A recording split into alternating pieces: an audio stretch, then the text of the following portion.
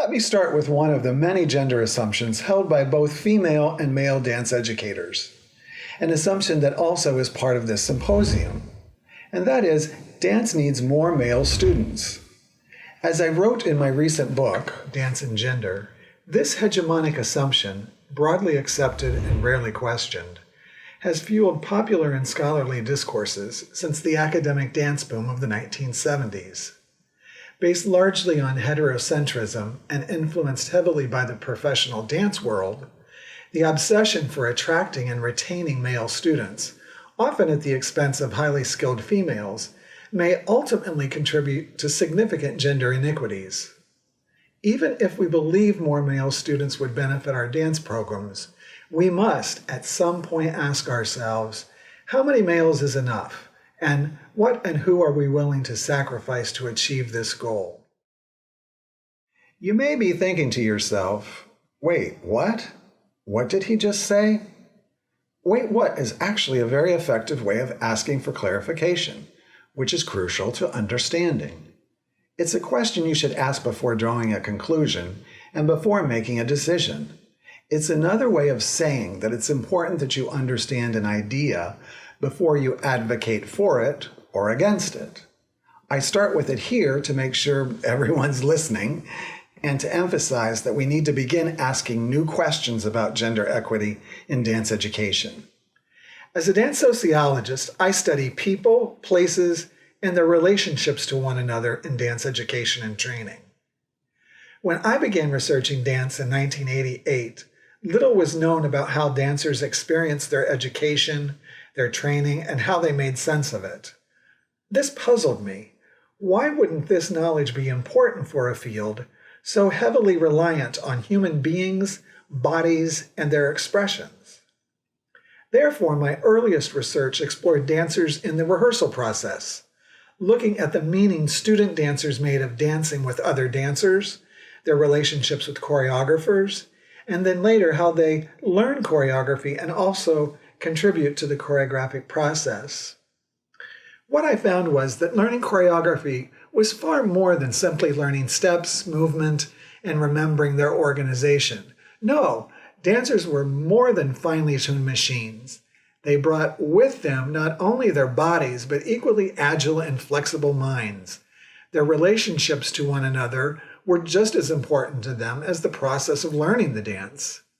My findings also showed that the rehearsal process itself was built largely on a faith commitment in which dancers enter the studio on the first day of rehearsal with a firm commitment that a new work will be created and a set of promises to the choreographer and other dancers with whom the dance will be created.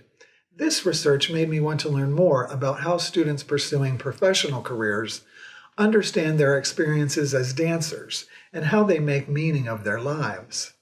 By the late 1990s, I began studying gender in Western theatrical dance because its form and content bring up so many social issues and questions about gender and masculinity. For example, what is it about Western theatrical dance that when performed by a male causes such anxiety and discomfort for some men to watch, especially for the dancing boy's father, brother, and other male extended family? How do young boys and male adolescents pursuing professional dance careers experience their lives in an arts discipline populated primarily by girls and women? Where do they look for role models and mentoring in a feminized profession? What is it about dancing that gives boys the most satisfaction and meaning? Who supports their dancing and dance study most? 20 years later, we come together this evening knowing more about boys and young male dancers than ever before. Studies about dance and masculinity, sexual identity, homophobia, and bullying and harassment over the past 2 decades have significantly changed how we understand males in dance. In fact, the 2000s could be called the decade of males in dance research. Groundbreaking books were published by leading gender and dance scholars in Australia, Finland, and the United States, paving the way for male adolescents and young adults to read stories about themselves they had never heard before, paving the way for parents and guardians to read about their dancing boys' challenges and needs like never before, and paving the way for graduate students to focus their master's and doctoral studies on dancing boys and men.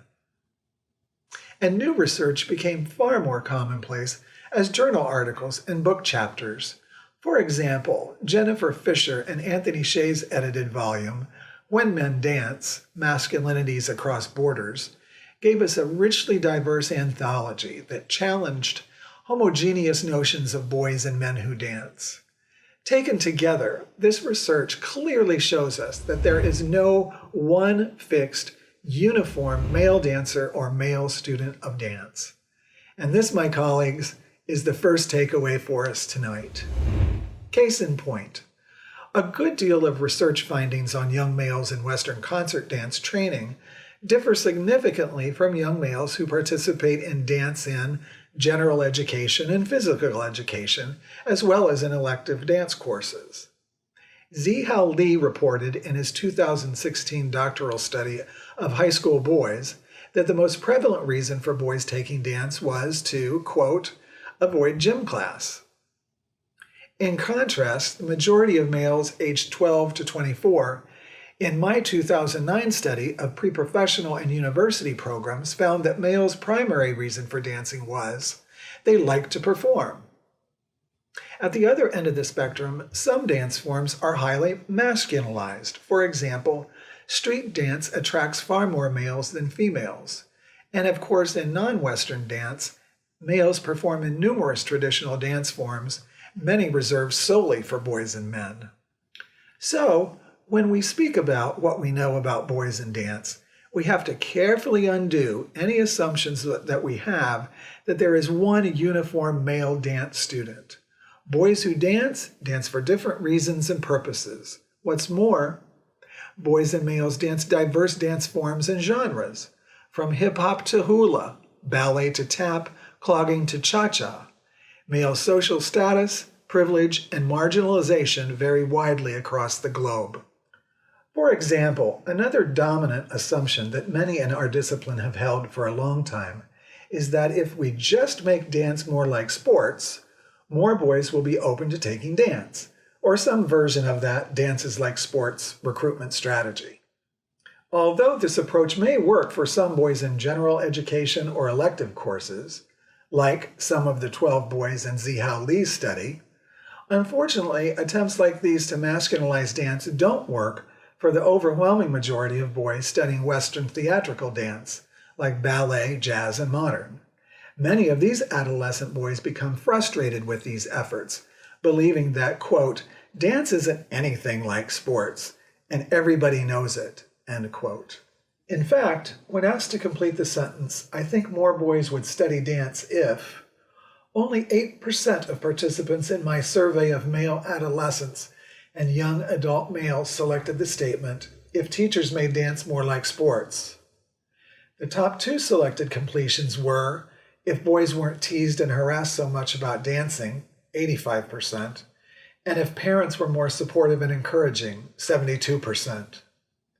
And interestingly, less than half answered if there were more male dance teachers, 40%. But again, we are to some degree here comparing apples and oranges. Recruiting boys in middle and high schools needs different strategies than recruiting boys in pre-professional schools, studios, and university programs. Or for some boys, maybe we're comparing oranges and tangerines. As we begin this symposium and address its call to, quote, seek pragmatic solutions to address the dearth of male dancers in our schools, studios, and companies, we know clearly that boys dance for different reasons, and they do so across diverse dance genres and dance education sectors. The second takeaway for your thinking this weekend is to make a commitment to learning from the males in your own programs, schools, and studios. The experiences of these boys and young men are likely your most effective way to informally research why boys dance in your particular setting and location. By doing informal research each year, everyone can learn a great deal from their male students. Why they dance, what dance means in their lives, challenges they face, and why they continue dancing. I'll speak more about this a little later when I discuss opportunities for the future. Since the 1970s, another dominant assumption about increasing male participation in theatrical concert dance has been that we need to increase the number of male dance teachers and dance faculty to attract male students. However, recently published research indicates that this is no longer the case. While the percentage of male faculty in post-secondary dance has remained relatively unchanged over the past 2 decades, 37% in 1994, 34% in 2014, the number of male dance majors has steadily increased from 8% in 1994 to 14% in 2014, a 75% gain. Although research indicates that young males aged 12 to 24 believe having more male faculty role models in dance is essential, it appears that the current 34% may be sufficient. That is, the male dance major population has increased significantly, while male faculty numbers have declined slightly over the last 20 years. At least in higher education, the number of male dance faculty doesn't appear to have an impact on increasing male dance students, as long as male dance faculty remain around 35% of all dance faculty. And it seems that if we keep doing what we have been doing, at least based on historical data, we will likely get to 30% male participation in another 17 years, or by 2035. What's more, the majority of males aged 12 to 24 say that it doesn't really matter if they study dance with a male or female teacher. Although nearly half of them reported the importance of male role models, over 2/3 of the participants, the same participants, reported that having a male dance instructor had no positive effect or a slightly negative effect on their dance study. One of the most ignored findings of my research has been that what attracts boys and young males to pursue dance training is very similar to what attracts girls and young females to dance. These common elements are: 1. They love to perform. 2. Dance is the place they can creatively express themselves. And 3. The physicality of dance. The third piece, the physicality, is more prominent for male attraction to dance. Now, my researcher self wants to know why this finding would be ignored. Why would those who are interested in boys dancing hold on to gender differences in dance even when research shows they don't exist anymore? For our purposes in this symposium, how can we use these similarities between males and females? How can this knowledge help us shape recruitment and retention of both males and females? The third takeaway I offer is that I am convinced that it's time for us to start asking new questions about gender equity. We have been asking the same "how do we attract more boys" questions for over 40 years. I hope this symposium will collectively turn the page in this respect. I look forward to hearing new questions and discussing fresh lines of inquiry about all genders and dance. It is in asking new, more inclusive questions that I believe we have the opportunity to couple renewed interest with recent momentum for greater gender equity in dance education and training. Some questions to get everyone started might be: how does my own teaching promote gender equity for both boys and girls? What can I learn about gender inequities from both boys and girls in my school, studio, or program? How does my program, studio, or school address gender equity in curriculum and policy?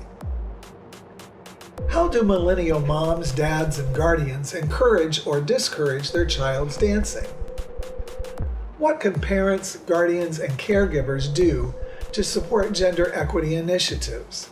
How can they become involved?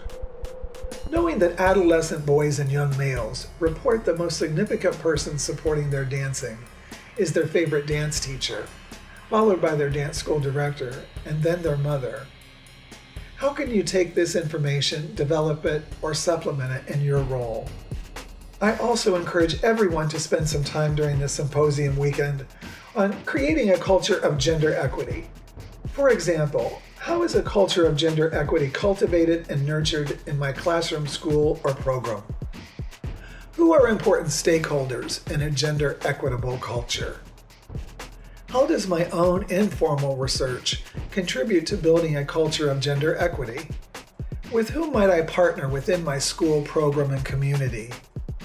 What professional contacts and relationships can I make during this symposium? As I close this portion of our presentation, let me say thank you to the organizers of Men in Dance and to NDEO, and I hope that I can meet every one of you here. For this symposium and when you return home, please take every opportunity you can to advance gender equity in dance education.